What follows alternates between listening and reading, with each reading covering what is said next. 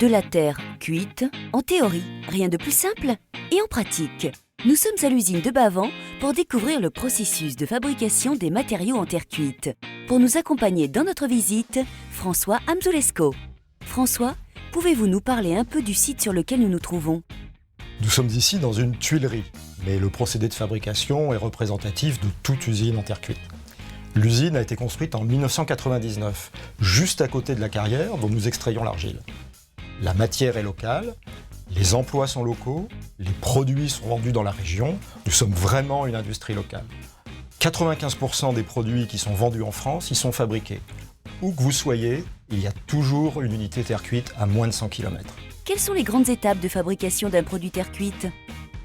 La première étape, c'est l'extraction de l'argile dans la carrière située à proximité de notre usine.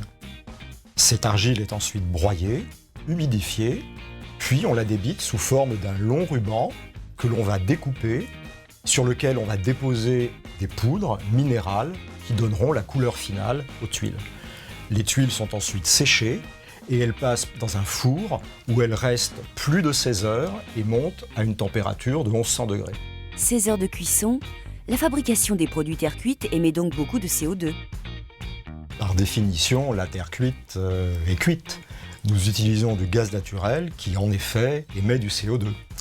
Mais depuis très longtemps, la filière est engagée pour réduire ses émissions de CO2. Et les résultats sont là. En 30 ans, les émissions de CO2 ont été divisées par 2. Et ce ne sont pas des idées qui manquent pour aller plus loin. Mais attention, quand on parle de CO2, il faut prendre en compte toute la durée de vie du produit. C'est-à-dire ? Prenez par exemple un produit dont la fabrication émettrait peu de CO2, mais qu'il faudrait transporter sur des centaines de kilomètres jusqu'au chantier où il serait mis en œuvre. Son bilan carbone serait beaucoup moins bon qu'un produit fabriqué localement. Et il faut aussi tenir compte de la durée de vie. Sur votre toit, une tuile terre cuite va durer plus de 100 ans. Vous n'aurez pas besoin de la remplacer pendant toute cette durée. C'est pour ça que les matériaux terre cuite ont un bilan énergétique global excellent. Enfin François, pour conclure... La terre cuite, on en fait depuis toujours. Mais vous avez vu aujourd'hui à quel point c'est une industrie moderne et qui continue d'innover en permanence. Tout en perfectionnant ses technologies, elle s'attache à rester une industrie locale et qui respecte l'environnement dont elle tire ses ressources.